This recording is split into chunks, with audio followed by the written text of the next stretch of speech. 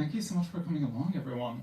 I usually kind of like start off every Lighthouse event just by saying thank you for coming, even though it's been raining. But it's like we've had unseasonably warm weather, so thank you for actually leaving some of that sunshine and coming along for this incredible event celebrating Rahul Rao's book, The Psychic Lives of Statues.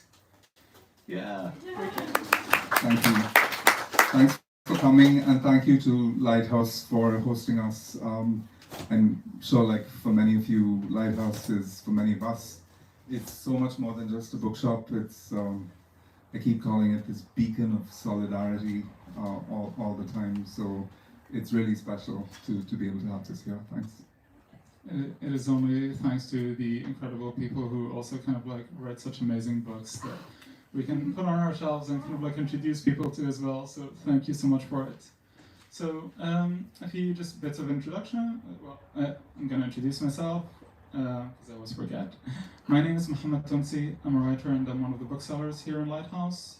And so the way that the evening will go is that Rahul and I were going to chat for 40 to 45 minutes, and then I'm going to turn over the mic to you, at which point you'll get to ask Rahul your questions.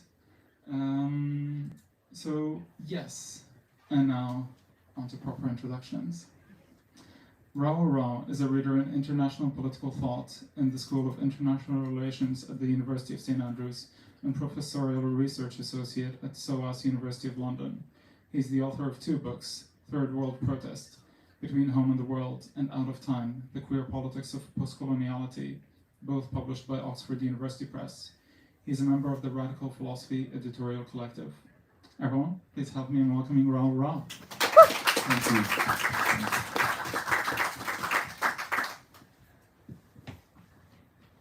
So I don't know kind of like how many of you managed to get into the book already, but this is a phenomenal bit of work. It takes the struggle over statues in our culture as a jumping off point and then presents an unflinching examination of the material realities that bring these statues into existence. More than just focusing on the figures manifest in these statues, Rahul collates a gripping study of those who fought for and against the memorialization of these figures, scrutinizing the effect these larger-than-life specters have on our lives, our fights for equality and cultural identity. Thank you so much for this book. I guess just my first question is, like, so what drew you to statues? What drew you into writing about statues? Thanks for that generous introduction to myself and the book. I think even if you weren't paying attention to statues, you would have noticed in the summer of 2020 that something important was happening around them, in the sense that they became these lightning rods for anger and discontent around issues of race, particularly in the West and its settler colonial offshoots in other parts of the world. And so it felt like this was a phenomenon that needed explanation. Of course, a lot of people were trying to do that in the press, and people were writing op-eds, and but I felt like there was scope for a broader and deeper reflection, in part because this isn't the first time that it happened. For many years in the US, there has been a movement against Confederate symbols and statues for as long as those symbols have existed in the US, and that has had various peaks and troughs. One of those came in the first Trump presidency in 2017, when Confederate statues became locus for what we call the culture wars in the United States. And those reached a murderous level of intensity in August of 2017, when violent confrontations between white supremacists and anti-racist protesters around a statue of Robert E. Lee in Charlottesville, Virginia, took on really intense proportions. Heather Heyer, an anti-racist activist, was killed. A lot of people were injured. Trump weighed in. That infamous comment about there being very fine people on both sides, etc. And even that wasn't really the first moment. There isn't really a first moment. It's almost impossible to write a history of iconoclasm because statues have been brought down for as long as they've been put up by the opponents of the people who put them up. But I will say that the moment that I really took an interest in the statue wars, if we can call them that, was when Rhodes Must Fall erupted in Cape Town in South Africa. This was a movement that began in the University of Cape Town and then very quickly spread to other universities in South Africa and then spread globally. And the particular target, as the name of that movement suggests, was a statue of Cecil Rhodes on the campus of the University of Cape Town. You may be familiar with Rhodes, but if you're not, briefly, he was a Victorian, he's sort of the arch-Victorian settler colonist. English, goes to South Africa, makes his fortune in diamonds, founds what is now De Beers, Diamonds and Gold, and builds this enormous fortune and then a political career on the back of that. He becomes Prime Minister of the Cape Colony and has this dream of uniting all of the white races of South Africa, the English and the Afrikaner settlers. And then his dreams become even bigger. The conquest of more and more land, mineral concessions over what is now Zambia and Zimbabwe, which were named Northern and Southern Rhodesia after him, and were then taken over by the British Crown. If I were writing the book today, I would describe him as the Elon Musk of the 19th century. Or you could describe Musk as the Rhodes of the 21st century. There are so many things in common between the two of them, and we can have a whole conversation about those parallels, which are quite intense. Anyway, the reason all of this was interesting is Rhodes is memorialized today primarily as a donor and a philanthropist and the founder of the Rhodes Scholarships. And I came to the UK on a Rhodes Scholarship. Now, anyone who's applied for the scholarship will have spent quite a lot of time reflecting on and thinking about how and why they would feel okay about accepting dirty colonial money to do something. And I was no exception. You know, you write an essay, and a lot of my essay talked about this. And you know, I said all the right things, evidently, because I got the scholarship and went to Oxford.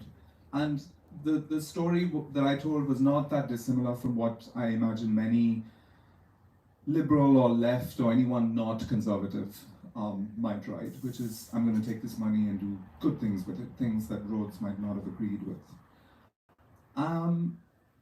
And then about 7 years after I graduated from the university, this movement erupts, and its demands are much more radical, much more anti-colonial. We weren't even using words like decolonisation when we grumble about Rhodes's legacy in my generation.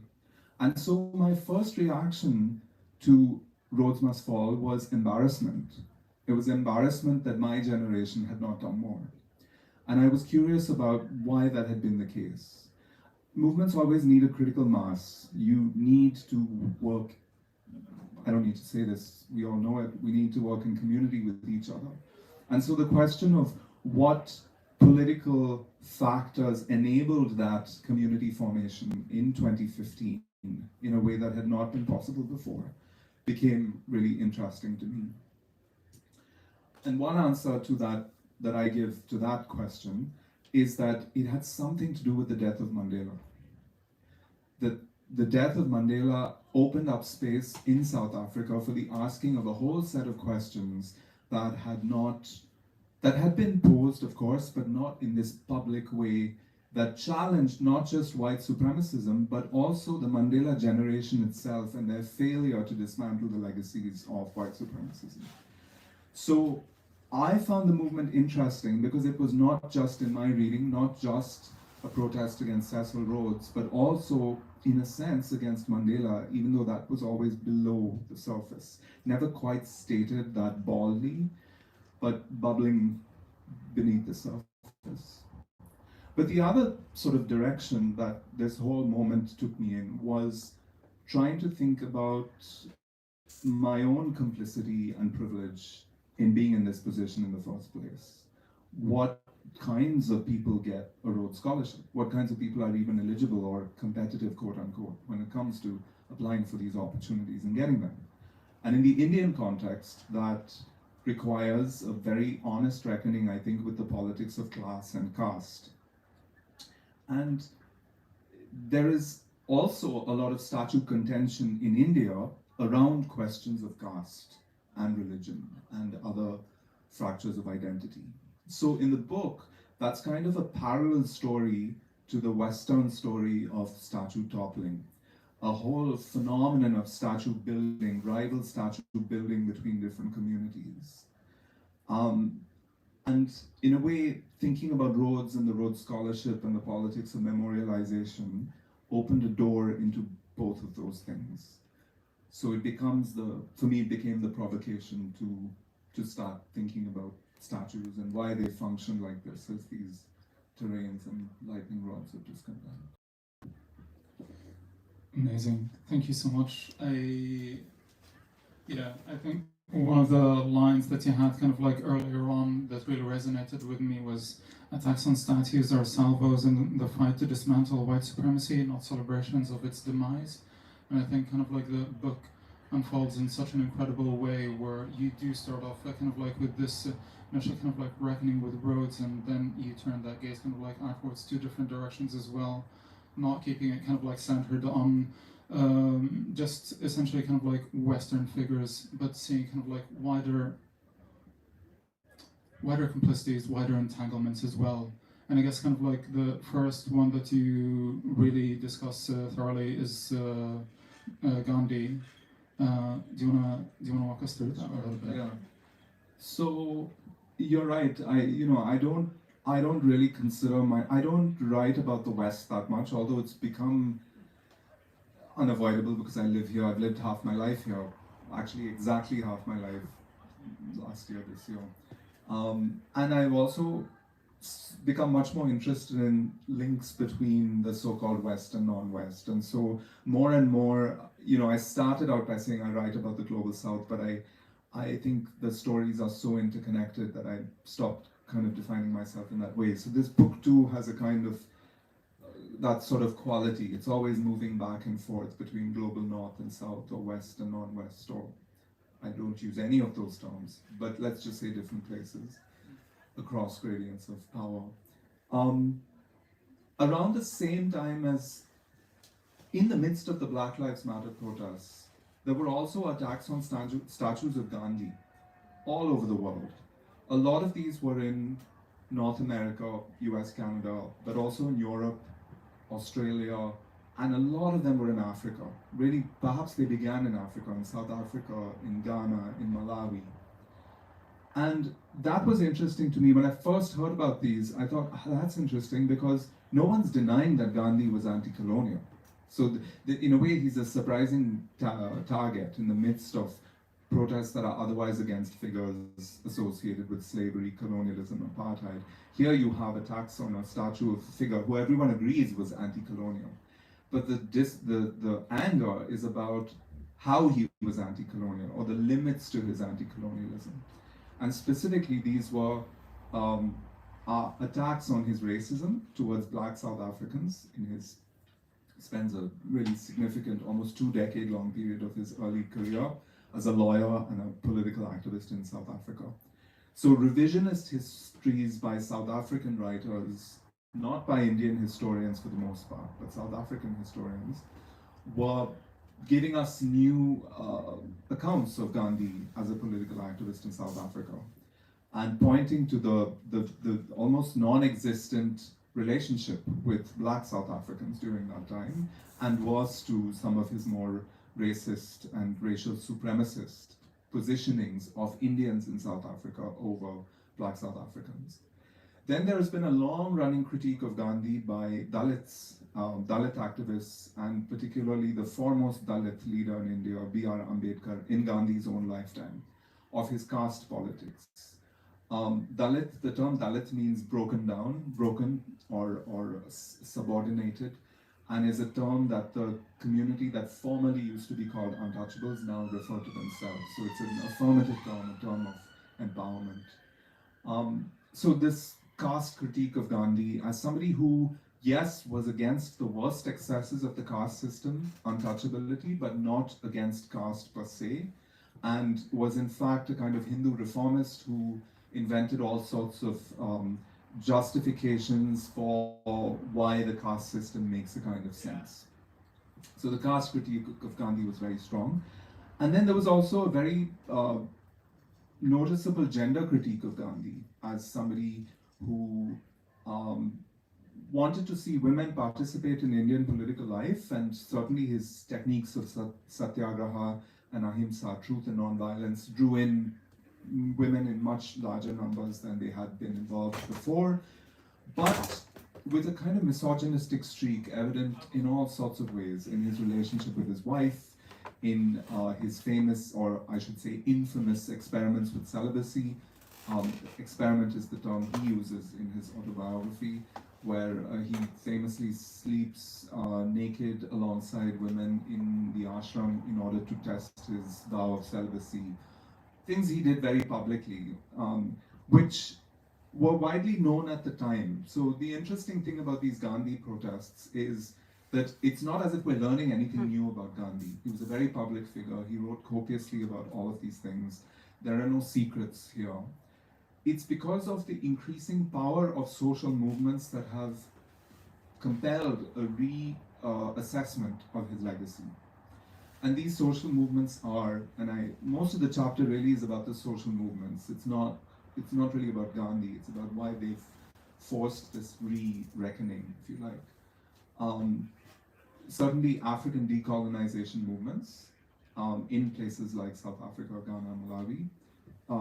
Afro-pessimistic discourses in the US, which were pointing to how people of color as an umbrella term is not always useful because it conceals racisms that different people of color perpetrate against each other, and particularly the anti-blackness that is very visible in certain communities.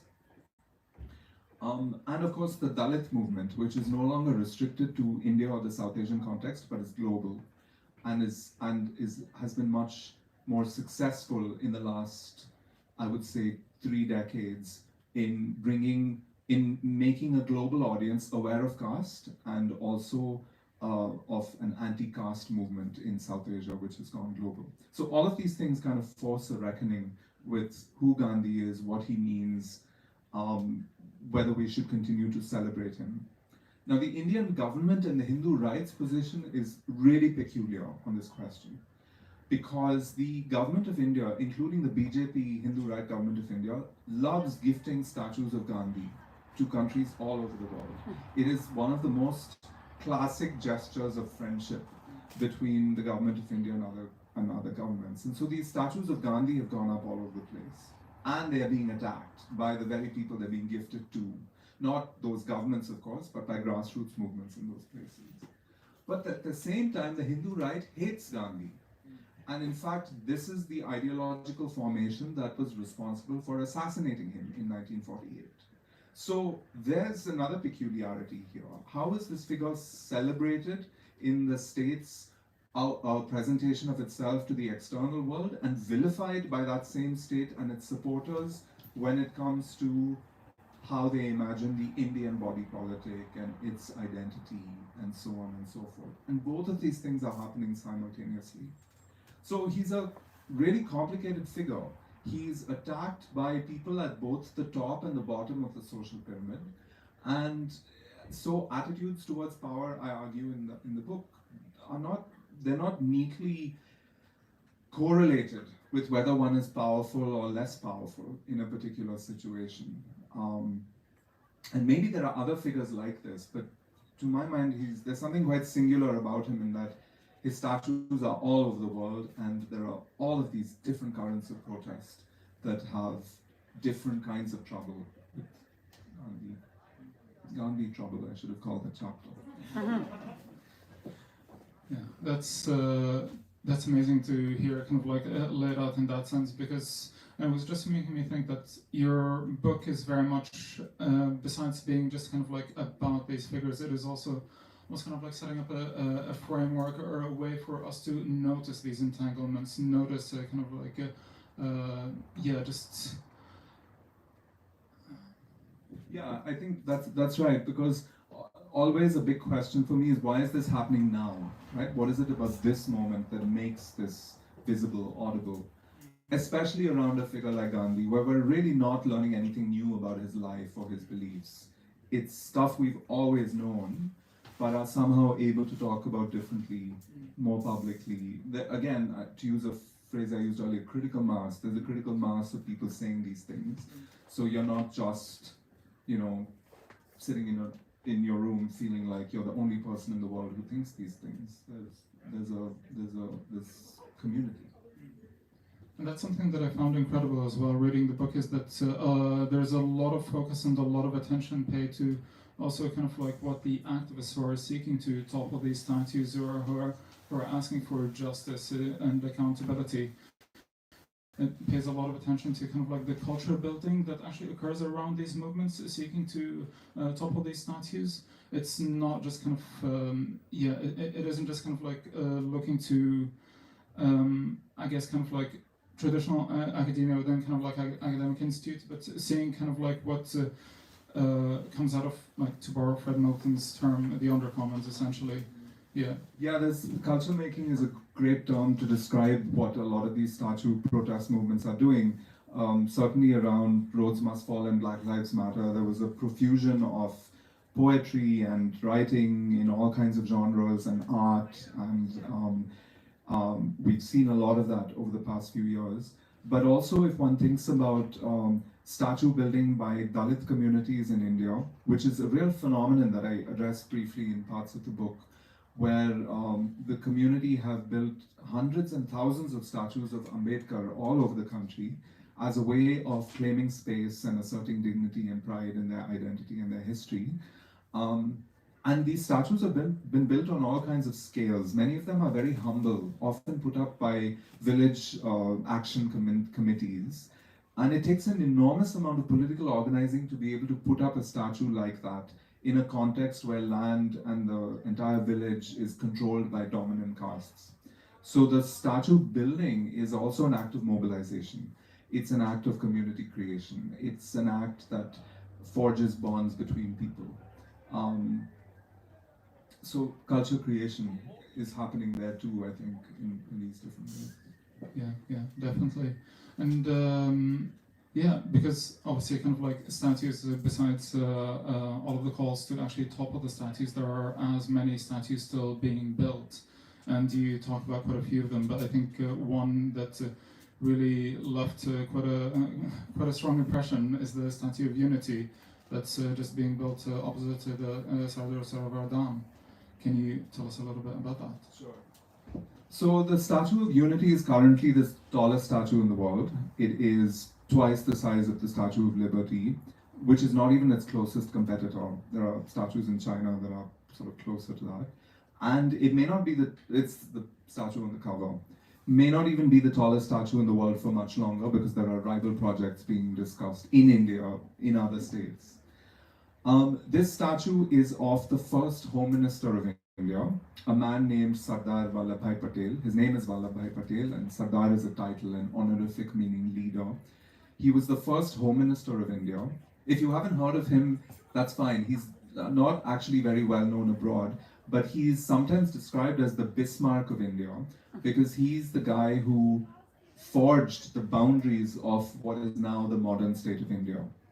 It's a very difficult task, because when the British left India, about 2/3 of the subcontinent was what the old Indian subcontinent was directly ruled by the British, and the rest of it was 565 technically independent, what were called princely states, each of which had independent treaty relations with the British. So the new Indian government had to, and the new Pakistan government had to independently negotiate with each of these states, persuading them to join one or the other. And Patel was the Indian frontman responsible for this task, and coerces, cajoles, uses force in some cases, Kashmir and Hyderabad being the two principal examples, most of these states to join India. So he's lionized as a kind of, even though he was in the Congress, the BJP wasn't in existence at the time, but they liked the right wing of the Congress, because that's the pantheon of independence era leaders whom they want to emulate and appropriate. And so Patel represents for them that kind of example of muscular nationalism. They've built the statue, the BJP government. This is one of Modi's pet projects because, well, many reasons. He's from the same state as Patel. he models himself as a kind of junior Sardar Patel.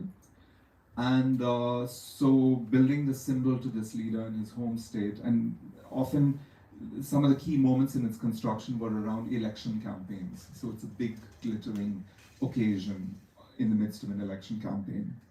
The statue was built very close to a dam called the Sardar Sarovar Dam, the brainchild of Patel, but it took many decades after his death to reach fruition. It's one of the most controversial hydroelectric projects anywhere in the world, mostly on account of the huge numbers of people it displaced.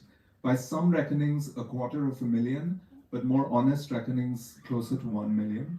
Mostly indigenous people, Adivasis. Arundhati Roy wrote one of her most famous non-fiction essays, The Greater Common Good, about this dam at the time that its construction was being litigated in the Supreme Court, which eventually allowed the dam to be built. The judgment of the Supreme Court is one of the most, I was in law school at the time, so reading Supreme Court judgments was a daily bread and butter. But it's a real artifact of settler colonialism, because the judges actually say things like, the lives of the tribals, this is the term often used in the Indian lexicon, will be better after assimilation into mainstream society. So it's literally a kind of civilizing mission project. Anyway, the dam gets built, the valley is flooded, has been operational for the last 7 years, and the statue was inaugurated around that time and displaced still more people. So the statue is kind of the icing on this really ugly cake, because it adds insult to injury. It's sort of like the triumphant capstone of this long-running project of what I call settler colonial. And you might wonder why I use language like settler colonial when this is Indians doing things to Indians in India. And I have a very particular reason for doing that, because this is a project that has disproportionately affected indigenous people. It's a project of extractive capitalism. And the way the project has been operationalized, the vast majority of these Adivasi people are forced to work as labor at the dam or in the. There's an enormous tourist infrastructure around this statue. And these communities have been pressed into service to labor for these projects, while their own culture has been completely eliminated or effaced. So in the chapter, I go to the statue and I kind of take stock of this kind of fascist Disney world that's basically been constructed around the statue. There are theme parks and malls and restaurants and gardens, although I hesitate to use the word. There's sort of these planned, manicured, really ugly scars on the landscape. And it's full of nationalist propaganda. And even the experience of visiting these places is like immersing yourself in a kind of fascist indoctrination. So you go on these tour buses and the guide on those buses will chant slogans, victory to Sardar Patel, victory to Mother India, victory to Narendra Modi. That's the kind of atmosphere and affect of these experiences. And the closest comparison I could think of for American and Western audiences is, you may have heard of Stone Mountain in Georgia, which has been described as the largest monument to white supremacy anywhere in the world. Maybe not now. And that's an enormous mountain with statues with figures of Confederate soldiers and politicians engraved on the side of the mountain. I think the size of multiple baseball fields. That's the scale. And that too is a kind of amusement park. It's still marketed today as an amusement park in Atlanta, near Atlanta. So I'm interested in these kinds of sites because I think this is where the everyday fun of fascism is produced. This is what makes fascism popular, populist, enjoyable, and it's done through this mixture of history, tourism, leisure, adventure, a fun day out for the family. All of this is going on in these spaces. And apparently, increasingly, statues are really central to them. And, they're like the focal points of these kinds of spaces. I think a line that really is that the impression was very much there that this is a statue to look from rather than at. It kind of like really tries to frame the nationalist rhetoric in a really particular way. And I had kind of like written a quote from the sentence talk about the Stone Mountain comparison and the jouissance of fascism, which is just an incredible phrase. But because I think it kind of like reminds me of in Egypt as well. We have the Aswan Dam where that has also kind of like displaced the Nubians, and were at the same during their displacement. Essentially, kind of like the military came along on boats to send them off, kind of like further down the Nile, further away, and some of them were displaced across what would kind of like become Sudan. So they actually kind of like didn't have papers. But essentially, kind of like, so just absolutely horrific. So just reading that chapter, I just kept thinking of all of the resonances to other places, because this is, colonial extractivist framework that a lot of kind of like people end up implementing on their own peoples. Yeah, I think there's a really interesting resonances here between India and Egypt in a certain period. James Scott calls this high modernism, when these states were engaged in some of their biggest developmentalist projects that they believed would improve. And I think, what you say about this as a statue to look from. So just like you can climb up the Statue of Liberty, you can climb up this one as well. And there's a big viewing gallery around at chest height. And when you stand in the viewing gallery, the dam is kind of perfectly framed, and you realize that this is what all of this is for. That's why I say it's a statue to look from, rather than, it's actually quite a hard statue to look at, because if you go very close, you can only see the things closest to you, you can't see the whole thing. And if you go very far, you can't see the detail. So it's really meant to showcase the dam. And this, in Hindu practices of worship, the exchange of sight between the idol and the worshipper, what's called darshan, is very central to the act of worship. It's the most important part of the act of worship.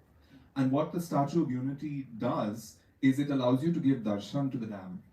And in that exchange of view, you are also encouraged to forget all the suffering and sacrifice that the dam has exacted from people there.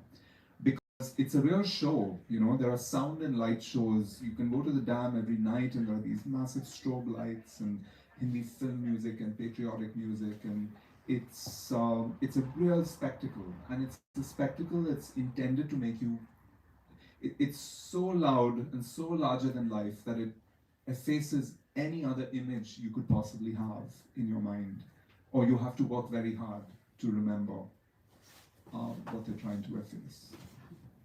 And it also very much extends the urban into kind of like natural landscapes where it no longer has been. So just kind of like essentially extending the arm and control of that government in a sense. Because I want to kind of like move on to my last question before turning the mic over to everyone else, but just to talk about decolonisation, because obviously that is something that also kind of like you talk about quite a bit in the book, first of all with a discussion on the roads must fall, but also kind of like how decolonisation is used right now in India. It is even kind of like being used when it comes to kind of like the Statue of Unity, by trying to say that yes, we are shaking kind of like our sort of colonial oppressions. Do you want to speak a bit to that? So I was trying to steer clear of the word decolonization most of the time when I was writing this book, because I felt like it was being overused so much, and I really didn't want to write another book about decolonization. In part because I think at the height of the Black Lives Matter movement in 2020, we also saw this rush of what they would call different things, decolonization, EDI, a whole range of initiatives that were, in which institutions were bending over backwards to show how progressive they were. And we can now see in the present moment how shallow a lot of this was, and how, we're living through a bonfire of many of these initiatives right now. So I was already disillusioned with the hollowness of decolonization rhetoric, especially when it was taken up by institutions. But these were institutions that wanted to say, look, we're being decolonial, we're being, we're fighting the good fight, we're doing the right thing. I think what I began to see in India was a more, I don't want to say less or more sinister, but a kind of fascist appropriation of decolonization. The Modi government is a very enthusiastic decolonizer. In fact, many of their most spectacular and iconoclast, eye-catching gestures are described as decolonization by the government and by its ideologues. And often this takes the form of renaming things or removing symbols, typically of British colonialism, but replaced with Hindu symbols. The real audience for these gestures is not the British or the West, which really doesn't matter that much in the context of a new rising India, which is increasingly assertive in geopolitical terms. The real audience for all these are minorities in India, particularly Muslim minorities, who are shown through these gestures that they are subordinate, that they live there on the sufferance of the Hindu majority, and that they should be quiet or disappear. This is a genocidal politics, and that has made itself very clear in many moments in the last few decades. But this too is called decolonization. It's a recolonization that masquerades as decolonization. And it might surprise you to hear that figures like Fanon and Ngugi wa Thiong'o and Chinua Achebe, who we think of as stalwarts of the decolonial canon, are appropriated and cited by these figures and ideologues when they justify these initiatives. So one interest in at least one of the chapters in the book is to trace these perversions of decolonization. And then I think post October 7th, we see a different kind of fascist reaction to decolonization, which is pushback, not just appropriation, but a frontal attack on decolonization when it manifests as Palestine solidarity. We saw this on social media. Musk famously says decolonization is anti-Semitic and genocide and all of that. And historians in the Atlantic, which you should never read because it's publishing the worst stuff, were writing about how decolonization was a toxic mix of cultural Marxism, actually an anti-Semitic trope, that very term, etc., etc. So there was also this attitude towards decolonization. But at the same time, it's a concept that we cannot not do without. Because, of course, this is what we want. We want a decolonized world, and these struggles that we hark back to in the mid-20th century, however flawed and compromised they were, are still, in some sense, the ambitions and ideals unrealized that we continue to fight for in different places. So I am tracing these perversions of decolonization, but I'm not arguing that the concept should be junked, because I can't do that. I don't think any of us could. So there aren't any easy answers in that chapter, but I do try and think about what a form of decolonial iconicity might look like. Do we need icons? And if so, what should our attitude be towards them? Don't we need icons in order to be inspired to do this work? And if we do, how do we make sure that they don't fall into the wrong hands? It's too simple, but that's sort of the idea behind what I'm trying to get out there.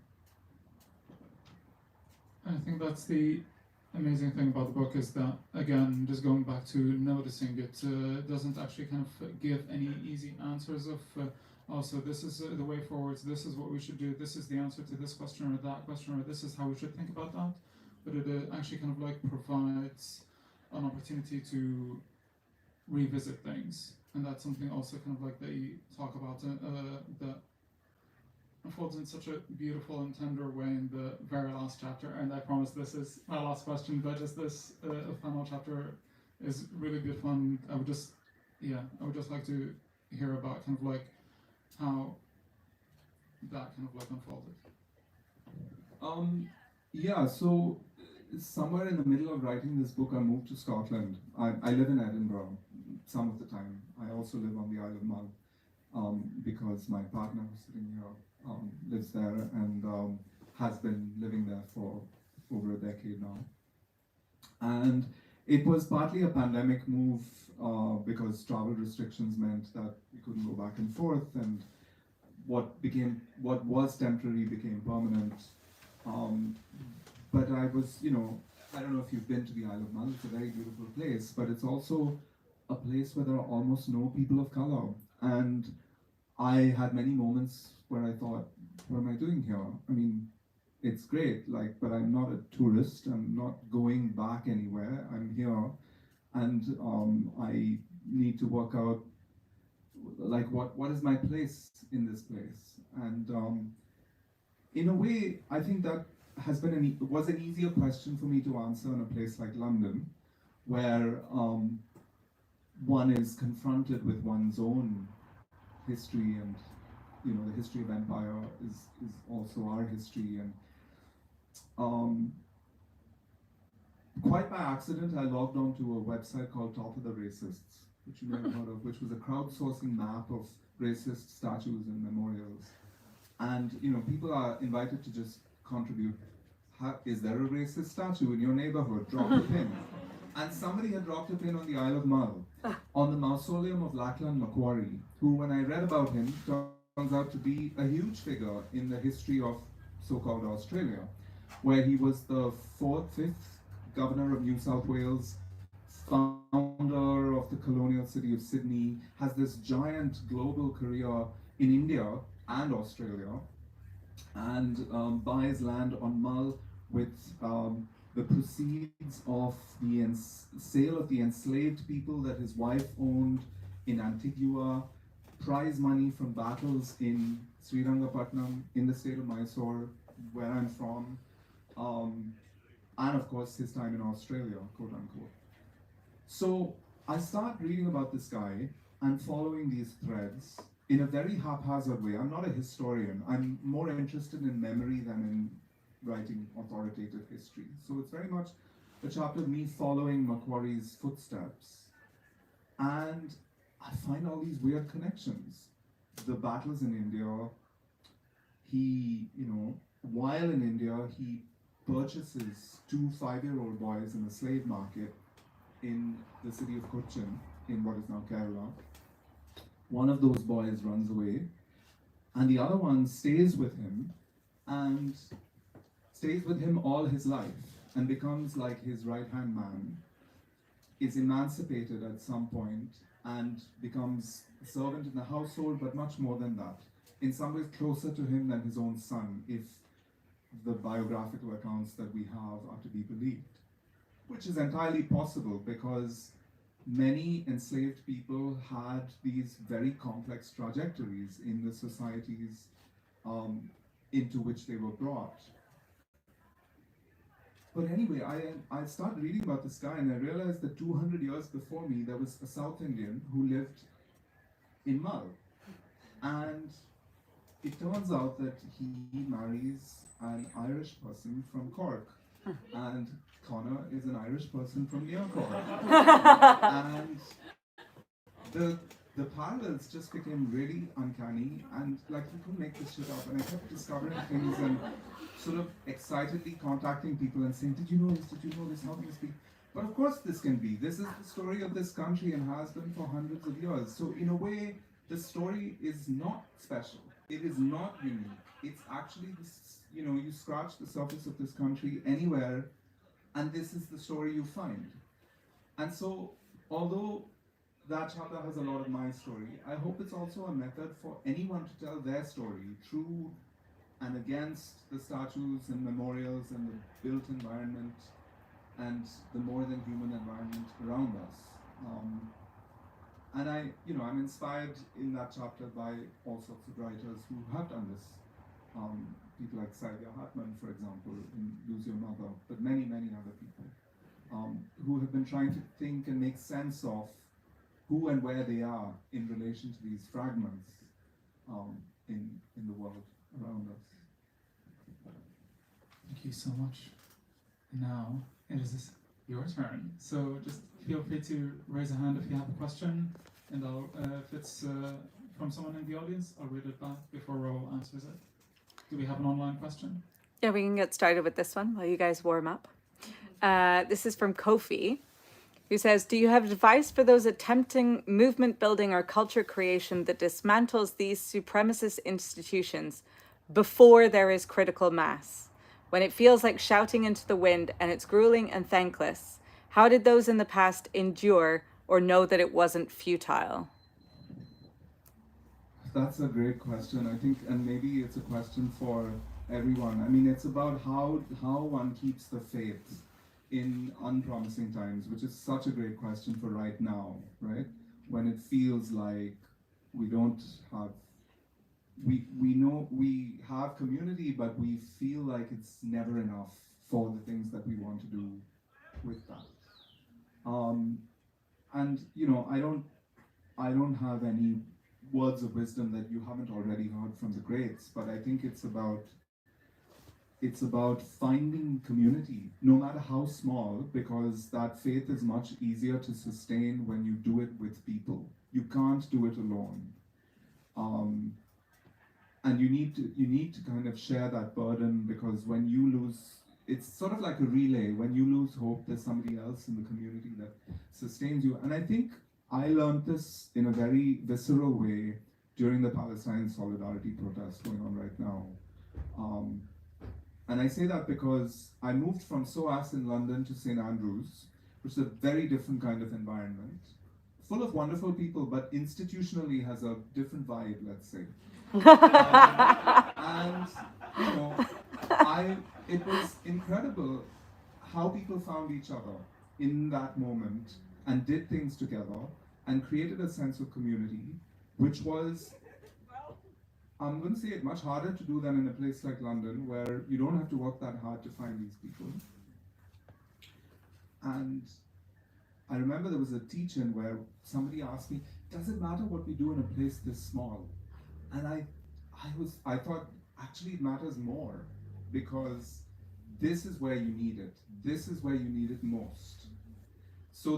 So in a way, I think that's what we've been doing in answer to the question again. And sorry if I've gone off on a tangent, but really, I think that's what the question is about. It's about how you sustain that faith in unpromising circumstances. And I think finding your people is step one, and maybe the only step, actually, in that. About digging where you are, and also kind of like bridging kind of like those solidarities and realizing those entanglements, because you do have kind of like comrades and other people kind of like fighting maybe very different fights, but they will also kind of like have a place for you kind of across continents, across geographies. And actually it cuts both ways, right? Because damage is also being done in the smallest places. The smallest places have arms factories. The smallest places have, you know, investments. The smallest places have all these things, have their fingers in that. So that too makes the small places really important. And I think that being able to see that also gives us energy. It gives us, it's an impetus. It gives things urgency. So that too, I think, helps us to sustain momentum, because you can see the stakes, right? And once you can see the stakes, it's easier to keep going, I think. Thank you. Any other questions? Questions in the room? Yes.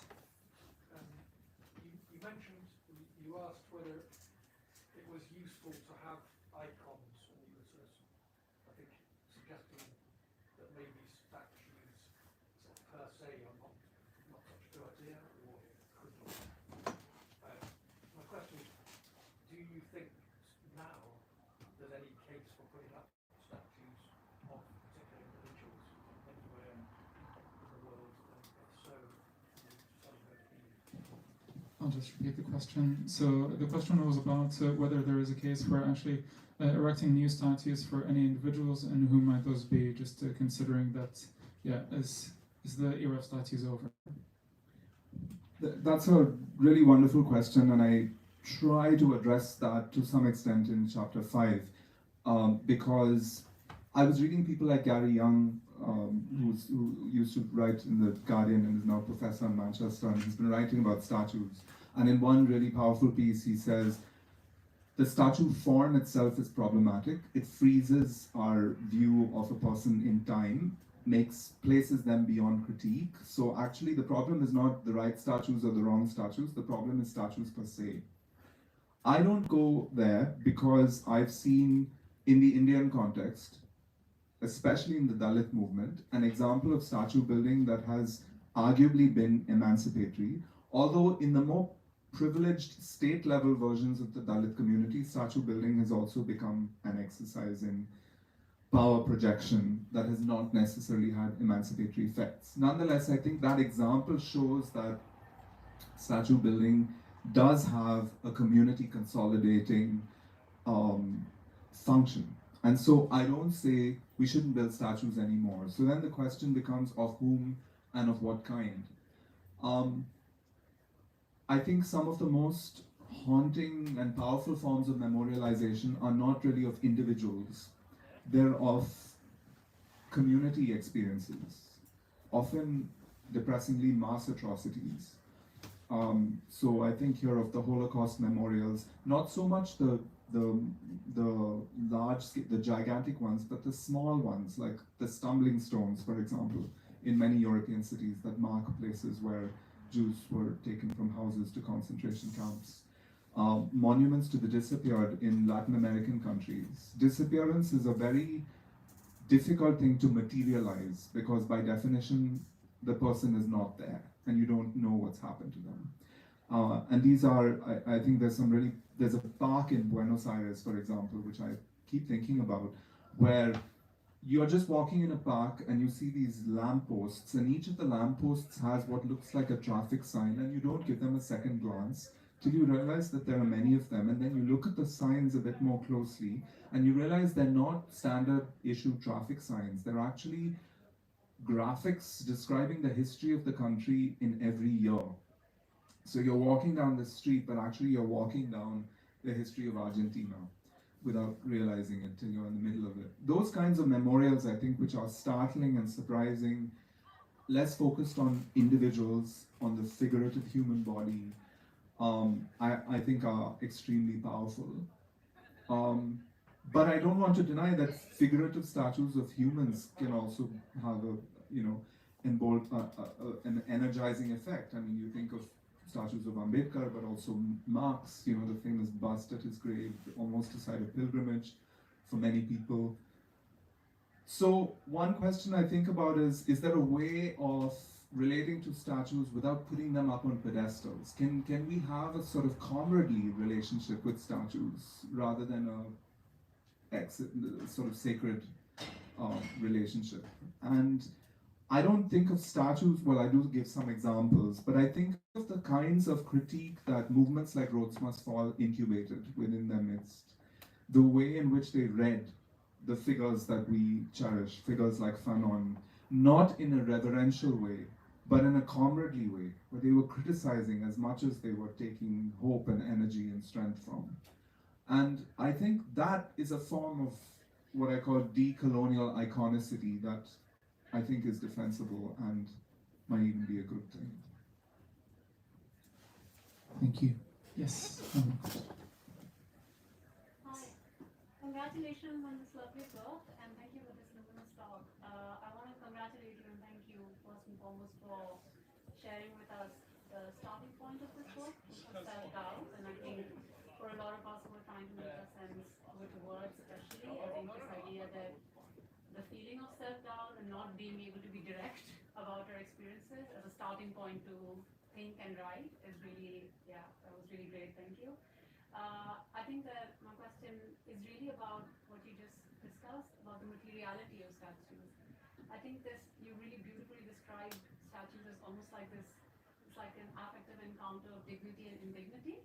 And I'm wondering if now we're in I don't want to say now we're in a world as if but in these times, quote unquote, I wonder if we're talking about statues of human beings, but if that conversation could be reversed almost and mirrored into whether human beings are statues and what kind of affective atmosphere does that leave us with? Like when we're, I mean, you know, for some reason I kept thinking through this talk about this instance where there was this attempted assassination on Trump, and like, you know, he almost sort of rose like with his fist in the air and this and that. It's just like so, you know, sort of so dizzying and energizing in so many different ways. But like, I'm just wondering if in your like, I don't want to say experiments with the book, but in your journeys with the writing, if that materiality somehow, you know, sort of almost, if you encounter that flip, so to say. But thank you so much.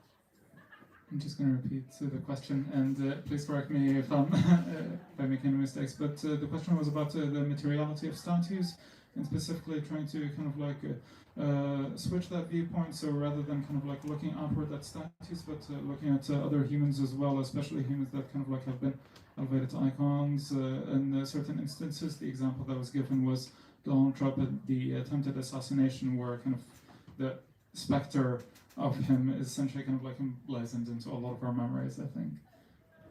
Yeah, that's, wow, I haven't thought about that. Humans becoming statues. That image is sort of an instant classic in the horrible sense of the term, right? Because it's captured, and that's, you can see him thinking in real time. That's exactly what he wants to happen, and it's happening, and he's doing it, and he's become a statue. I think that one of the things that enables that is the virality of the image.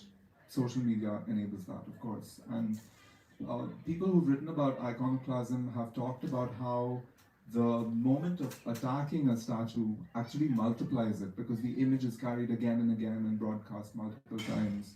I think Bruno Latour calls it iconoclash, and you know, talks about how paradoxically, even at the moment of trying to bring the statue down, and certainly that moment with Trump has that effect. Recently, I was, to enter your question in a very different way, I was in Lisbon and went to the Museum of the Resistance Against Fascism in Portugal, and it's quite a harrowing museum, because they go into quite a lot of detail about the forms of torture that people were forced to endure. And one of those forms was what they called statue torture, where the prisoner was made to stand still for hours and hours and hours. In a weird way, that's another example of what you're talking about, but mobilized for a very different end or purpose, not for fame and glory, but for abjection. And I'm sure there are ways in which these examples could be multiplied. Thank you so much. We have unfortunately run out of time, or is there? Well, there's one more online, if people aren't burning to go, which was Joelle, who said, "What do we do with the statues we tear down?" That's a must. I'm so glad there was another question, because I didn't want to end on the note that I just did. So there isn't a single answer to that question. Okay, I'll tell you a few different things that are happening. Erin Thompson wrote a great book called Smashing Statues, which might be in the shop. And one of the things they say, you know, they follow what's happening to these Confederate statues. And many of them are simply being moved around from a public place to a graveyard, to a semi-public place, or to a property owned by that famous group, the Daughters of the Confederacy, who are descendants of Confederates. So they're basically being moved into friendlier spaces. And Erin Thompson says this is a bit like moving an abusive priest to another parish, because you're not dealing with the problem, you're just shuffling it around. People talk about museums, which could be a good solution, and certainly Eastern Europe has pioneered some really interesting examples of this. Berlin has a great museum for unwanted statues. It's literally, it's for that. And they recontextualize these in a way that denudes them of some of their power, their original power, while still preserving them. I think this is not a realistic solution everywhere and for all times, because there isn't a place in enough museums for all the crap statues in the world, and also there is a risk that these places might become shrines for supremacists all over again. So all that to say, I think sometimes there is a really good case for destruction. And I say this because, while working on this book, it's a COVID book, so I couldn't travel as much as I would have normally writing a book like this. But I watched a lot of videos of protests around statues. And one thing that was very striking was what was being done to the statues. Often, the thing that was being done to the statue was the very thing that the person in the statue had done to somebody else. So Colston being drowned, Columbus being beheaded or burnt, Confederate soldiers being strung up from lampposts, which very clearly evokes the specter of lynching in the Deep South, and so on. And it felt like a non-violent enactment of justice by the crowd. And what was more striking was the sheer joy in the crowd as a result around these moments. To go back to the earlier point about culture and community building, all of that was happening in these moments of destruction. And it wouldn't have happened with a boring municipal ceremony around contextualization or museumization or any of these other things. So sometimes there's a really good case for destruction. And I think that shouldn't be off the table. That is the right note to end on for this talk. Everyone, please, just let's give Rahul another hand. Thank you. And thank you.